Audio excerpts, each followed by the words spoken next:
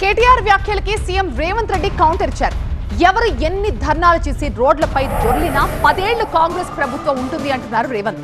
అసూయ, అక్కసు, బలుపు, అహం వారి మాటల్లో ఉంటుందంటున్నారు రేవంత్ రెడ్డి. వాళ్ళు ఎన్ని తిడితే మాకు అన్ని ఆశీస్సులు వస్తాయన్నారు. ప్రభుత్వం మంచి చేసినా విమర్శించే వారిని పట్టించుకోమంటున్నారు రేవంత్ రెడ్డి. ఎవరు ఎన్ని గోల పెట్టినా, ధర్నాలు చేసినా, రోడ్డు మీద బండి దొల్లినా, తొడుక్కున్న బట్టలు చించుకున్నా 10 ఏళ్ళు మన ప్రభుత్వమే ఉంటుంది. నేను ఈ మాట చెప్పదలుచుకున్నా. వాళ్ళని చూడండి, వాళ్ళ మాటలు చూడండి.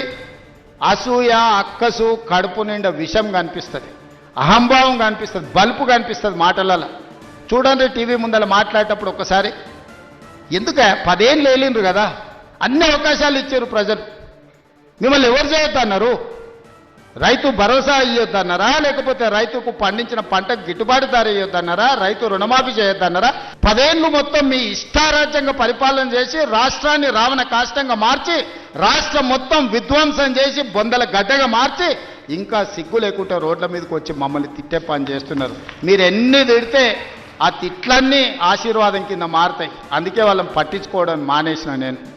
ఎందుకంటే రోడ్డు మీద మనం పోతుంటే అరుస్తూనే ఉంటాయి కొన్ని. అరిసినప్పుడు అరిసిన దానికల్లా వెనక్కి తిరిగి రాయితో కొట్టం కదా.